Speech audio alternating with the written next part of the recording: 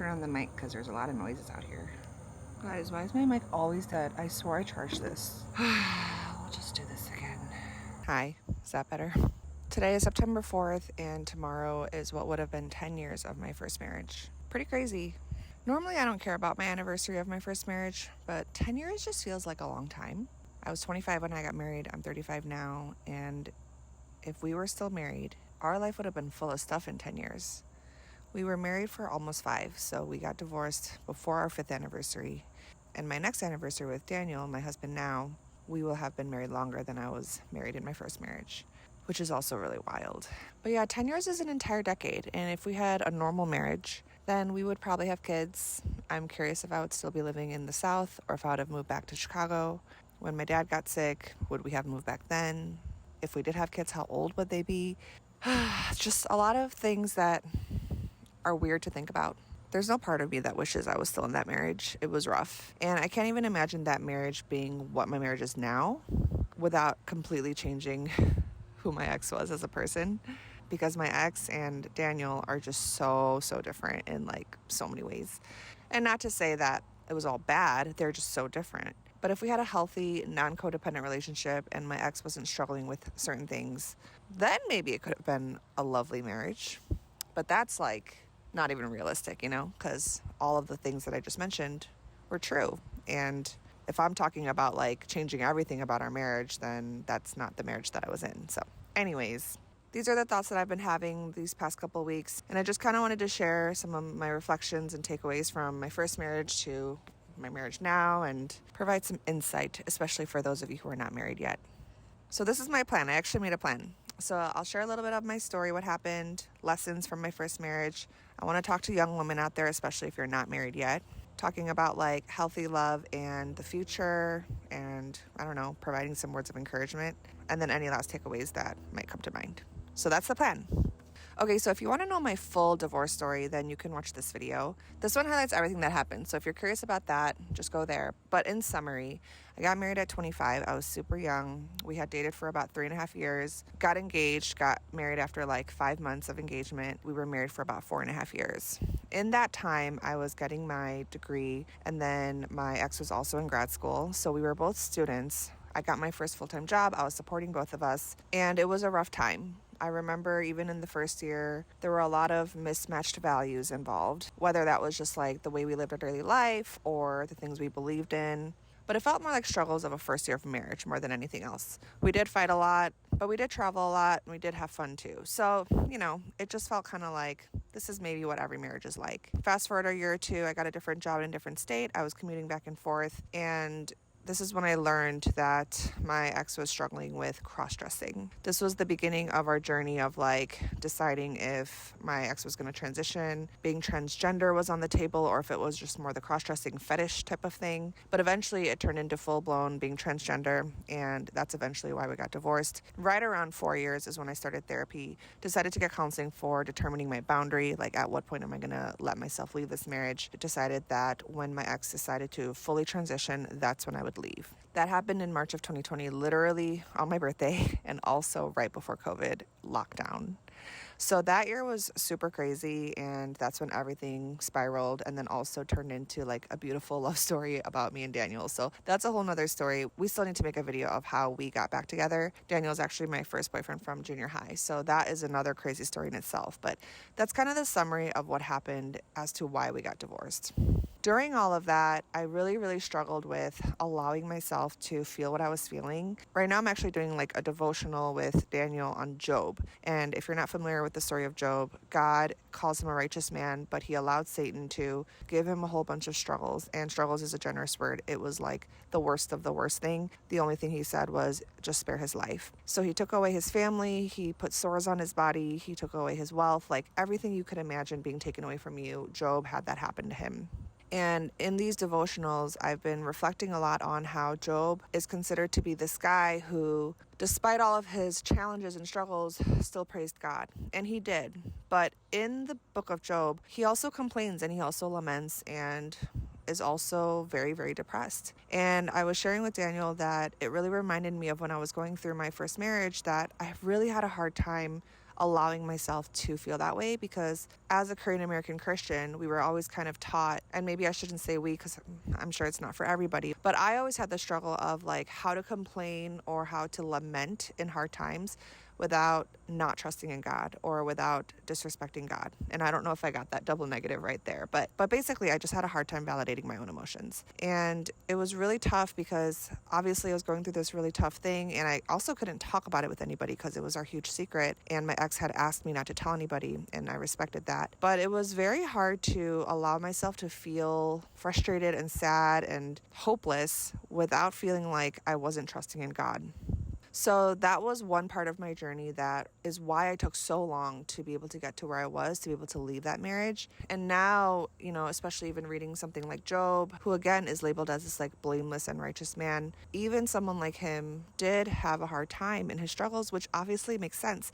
If you're having a really hard time, God wants you to bring those worries to him, and he wants you to be honest about that. I had a really hard time with that. So that was something during that time was such a big thing. Like I couldn't get over it. I had to just shove down how I felt and just be a faithful Christian, whatever that meant to me at the time, and just deal with it by myself.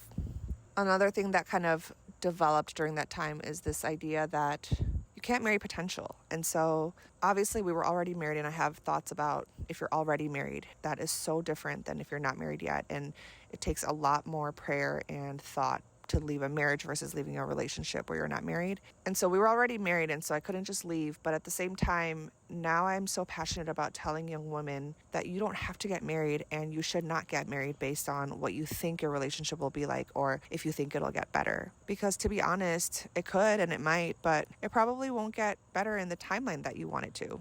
Or if it does, it's just going to be a lot of heartache for you along the way. And this is not to say avoid heartache, give up on people, don't be a committed person, but I just think it's really naive, and I realized that for myself. I was very naive in how hard it would be on the day-to-day marrying somebody who was just not ready for marriage. And perhaps I was not ready either. I'll take ownership over that. 25 is very young, and I know people get married even earlier than 25, and they have wonderful, successful marriages. So it is case by case. But 25 is quite young, and now that I'm 35, I see 25-year-olds, and I'm like, oh my gosh, you're so young. My view of marriage was just very romanticized. It was just not healthy and not realistic. And I can imagine a lot of other girls kind of having that view as well, especially if you grew up on rom-coms or grew up on K-dramas, or seeing other people have wonderful, beautiful relationships, and you think that it's just easy to have something like that.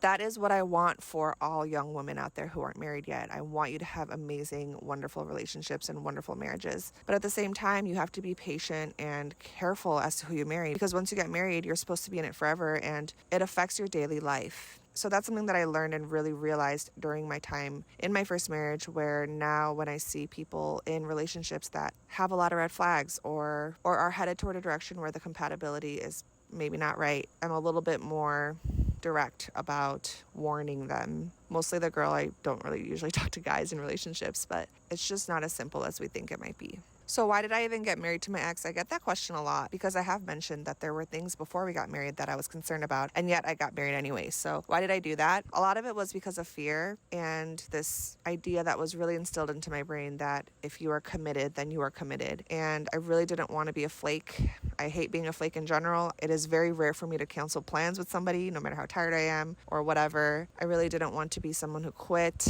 I also saw a lot of good in my ex. Even now, we ended on good terms, and I try to keep everything that I say pretty objective as much as I can without compromising the truth of what happened. But there were just a lot of things I saw in my ex that I felt like other people didn't see, which I also feel like is a very typical thing that I hear young women say, and I believe them, but also, I don't know, there's a fine line between that and that's fine, but maybe you shouldn't get married to this person, but that's a side note. But I really did see that. I wish the best for my ex. Like, I saw my ex's heart, and of course we loved each other. I really do believe that my ex loved me a lot. And even now, me moving on and finding somebody else was something that my ex really, really wanted for me.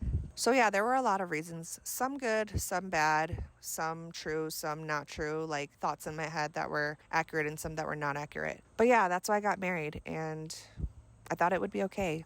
I will say that if it wasn't for the trans stuff, we might have stayed together, and I wouldn't have been happy. It would have been really freaking hard, but I think we would have stayed together because I think I would have had a really hard time. Anyway, that's the answer to that question. If you have more, feel free to leave them in the comments. I'm pretty much an open book as long as it doesn't like blast my ex, because that's not my intention ever on these videos. I don't know if I'm going with the plan here because I've already shared some lessons that I took away from my first marriage, but if you're a young woman trying to find a good husband for marriage, I really want to encourage you to obviously pray really hard for that. Ask God for the things that you want in your future husband. I do believe he honors that. So pray for that. Really think about your non-negotiables, and also think about why your non-negotiables are your non-negotiables. At the end of the day, if your man is not a man of God and you care about that, like you are a Christian. If you're not Christian, you're watching this, then some of this doesn't apply to you. But nonetheless, if you don't have the same values as your future husband, it's going to be really, really freaking hard to be married to him. When you have kids, think about if your husband is putting down your 5-year-old and she asks a question and your husband answers it in a way that you don't agree with. How stressful would that be? When your teenager is behaving in a certain way and your parenting styles are just so vastly different, not based on just difference of opinion, but based on difference of values. How stressful would that be? These are both related to kids, but other things too, like the way that he treats your parents, the way that he handles it when he loses his job, when you guys are going through illness, like one of you gets really sick and your husband has to pick up 1000% of the slack because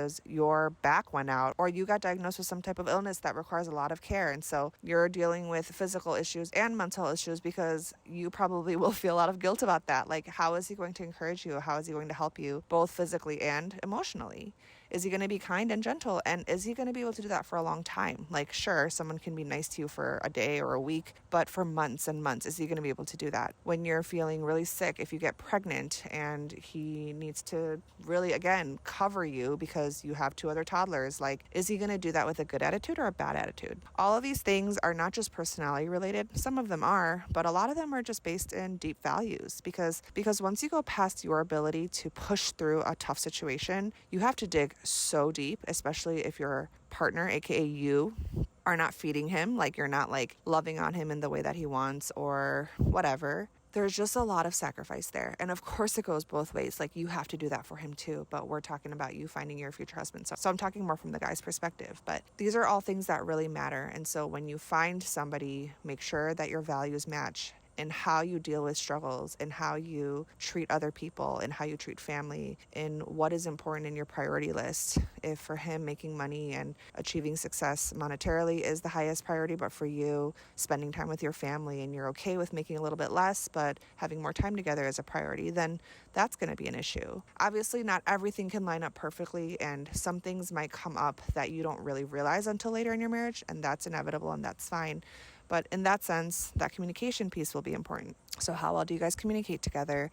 How comfortable do you feel when you talk to him about uncomfortable things? When you're feeling distressed, or when you're feeling misunderstood, or really, really down for an extended period of time? Can you share with him these things without feeling like he's going to react in some type of way? When he does something to upset you, or you guys get into a fight, is it easy for you to come to him and say, this is how you made me feel, or this is why I was upset with you. Can we talk about it? Can we work it out? Or is it going to take you like several days or a month or never to bring it up to him because you're afraid of how he's going to react? These types of things just don't go away. It's hard when you're stuck in this marriage and you're walking on eggshells every day, or you're just not comfortable every day. Like, your heart feels a little bit uncomfy every day. Life is already going to be tough, and we know that. Life just happens, and people get sick, and relationships get ruined, and you get screwed over by your boss or your workplace or whatever. That stuff you can't control, but you have a little bit more control over who you marry and who you go through these things with. So choose wisely, because it matters, and the rest of your life is a really long time. Okay, that was not like bullet points or anything, but those are the things that came to mind, and I just really want young women to know that, because the difference between my first and second marriage is just crazy, and I don't know, I just can't even believe even now that I get to be in the marriage that I am now. I'm just always so grateful. Last thing I wanted to say, like I said, the last 5 years I've been married to Daniel, so obviously it's not 10 years of my first marriage, it's just that it would have been 10 years tomorrow, and I just wanted to encourage you all, again, especially if you're not married yet, that if you are terrified to break up with your partner because you've been together for a long time, you don't know if you're going to meet anybody else, whatever the reason might be, all very valid. You're having a hard time giving yourself grace for wanting to leave a relationship. You think you're being too hard on him, or maybe you're being too hard on yourself, whatever. I just want to encourage you that first of all, being single is better than being with the wrong person. And I realize I'm in a place where I can say that because I was married and I got to have that experience first. But truly, being single is better than being with the wrong person in a marriage. But secondly, I have a lot of hope for you that you'll find somebody else, somebody different, somebody that will be a better fit for you. And I don't necessarily say somebody better in the sense that I don't think that the people that we're with that were not a good fit for us are not bad people. But I do think that some people are just not a good fit because of values or because of personality or communication styles or whatever. So in that way, I pray and hope for you that you'll find somebody that is just better for you and you are better for him. And I know it's so scary, but if you are young, and young is relative, whatever you decide is young, but especially if you're in your 20s or 30s or 40s, I mean, whatever, everything's young because the rest of your life is a long time. Please listen to me because it's just not a good reason to get married because you feel bad or because you're scared of leaving a relationship. My marriage with Daniel is so fulfilling, so comfortable every single day. It really is. Do we fight? Yeah, of course. We have moments where we're frustrated with each other, or I get annoyed with him. He gets annoyed with me. We're just annoyed at our situation. We're annoyed at the kids, whatever. But every day is just so fun and so happy because we are truly best friends. And it's just so much fun doing the simple things together. We don't have to do much with the kids, with our families. I don't know. Everything is just really joyful. And this is what I want everyone to have. And I believe that everyone can have it if you're patient. Obviously, I can't guarantee that in the sense that you'll find your perfect match, especially in the timeline that you want. But obviously there's more of a chance of that if you leave a relationship that maybe you shouldn't be in right now. So I'm not telling everybody here to break up with their boyfriend or whatever. If you're in a great relationship and you're happy and you are so grateful that you're in this relationship and you can't wait to marry him, wonderful. I'm so happy for you. But if you're having doubts and your relationship is like a little bit toxic or maybe a lot toxic, you have questions, you have red flags, and you're just in it because you're worried about something, then maybe it's time to reevaluate. And what I'm saying is I want to encourage you, it's worth it to reevaluate and to maybe make a scary decision. Once you get married, it's a lot harder to leave for lots of reasons. If you get married and you have kids and you want to leave, that's even harder. So invest in your future life. Take a leap of faith. Do whatever you need to do. You're smart. You're a grown woman. You can make good decisions. And I'm here for you. I'm rooting for you, truly. So my 10-year anniversary tomorrow is not what I thought it would be 10 years ago, but it is so much better. I am going to my OB appointment for my third baby. I'm going out to dinner with friends, having a nice family day in between. Saturday, I'm going out on a day trip with my mom to Chicago. The weather is lovely. I'm sitting outside at my parents' house. This is where we live right now. And what is life? It's just so much better than I thought it could be. I'm so grateful. I don't know. I really, really want you guys to have this too, without having to go through a divorce and all the heartache of that. Get it right the first time, you guys. You can do it. I felt myself getting a little emotional there, but we're holding it together. If you have any thoughts or comments or questions, write them down below. I'm happy to answer them. I've met with some of you. It's been a while because I took a long break from YouTube. When I got pregnant, I got super sick, but I'm happy to do that with you. If you are not sure about your relationship, I'm not going to tell you what to do ever. It's your life. Maybe I can encourage you in some ways that you're really afraid to admit or to think about because it's scary. Been there. I know what it's like. And truly, I'm here with you. I'm pretty sure the lighting changed while I was recording this, so sorry about that. Hopefully you didn't mind. All right, thanks for watching. Subscribe if you want, and I'll see you next time.